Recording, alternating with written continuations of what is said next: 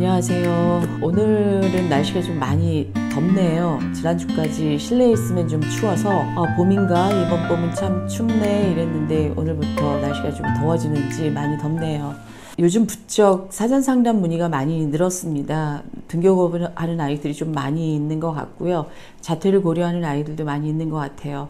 근데 이걸 사전상담 모시겠다고 하시는 부모님들이 이런 이야기들을 많이 하세요. 아이가 안 가려고 합니다. 상담 받으려고 해도 아이가 상담소에 안 가겠다고 합니다. 병원에도 가보려고 해도 안 되고 센터에 가보려고 해도 안 돼서 전화드렸는데 무슨 방법이 없을까요? 이런 얘기들을 하세요. 그럼 전 이렇게 말씀드리죠. 아이가 굳이 안 오겠다고 하면 데리고 오려고 애쓰지 마세요. 이렇게 말씀드려요. 그러면 또 이런 얘기들을 하세요. 애가 안 가는데 제가 상담받으면서 좋아질 수 있나요? 이런 얘기들을 공통적으로 똑같이 하십니다. 참 신기하죠? 아이를 고쳐야 되는데 아이가 안 가고 저만 가는데도 이게 효과를 볼 수 있을까요? 이런 얘기를 하신단 말이죠. 제가 여기 수첩하고 펜을 놨어요. 제가 여기 오시는 부모님들하고 많이 해보는 건데요. 자, 이제 수첩을 좀 흔들어 보겠습니다. 자, 땅이 흔들려요.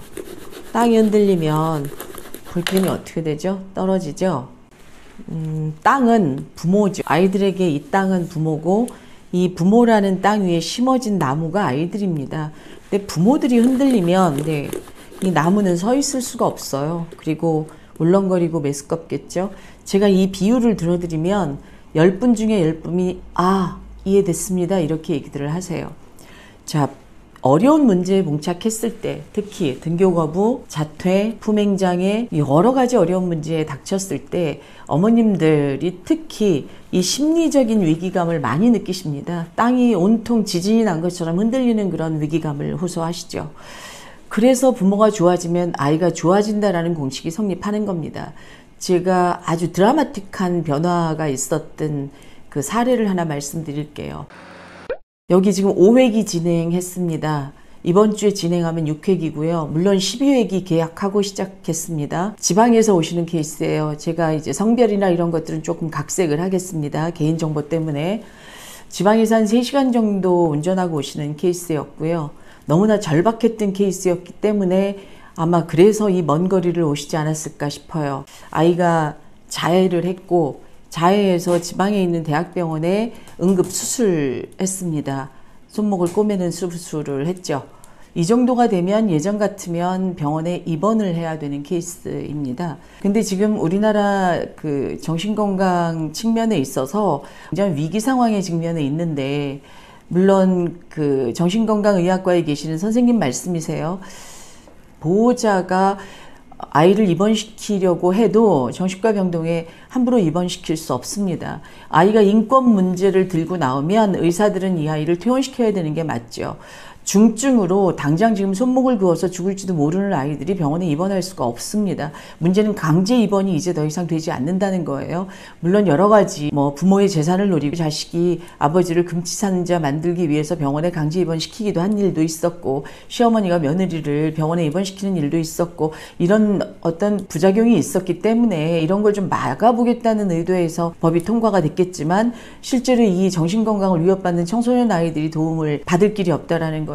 그러니까 오죽했으면 3시간 거리를 운전하고 여기까지 오셨겠어요. 여기저기를 다 알아보시고 여기로 오신 거죠. 상담도 받아봤고 정신과 약물도 먹고 있는 상태에서 왔습니다.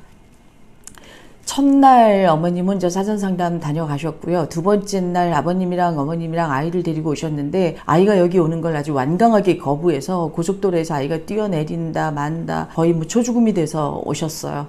첫날 오셨을 때 아이는 밖에서 선생님이랑 상담 중이었고요. 상담이랄 것도 없습니다. 입을 열지 않았기 때문에 저는 안에서 아버님과 어머님과 이야기하고 있었습니다.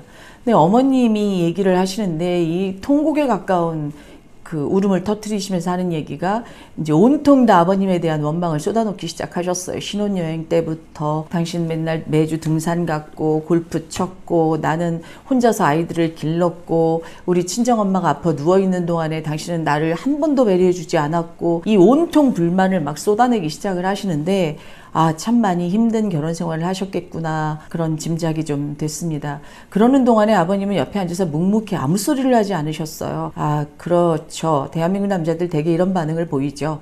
자, 이렇게 그냥 첫 번째 상담이 끝이 났습니다.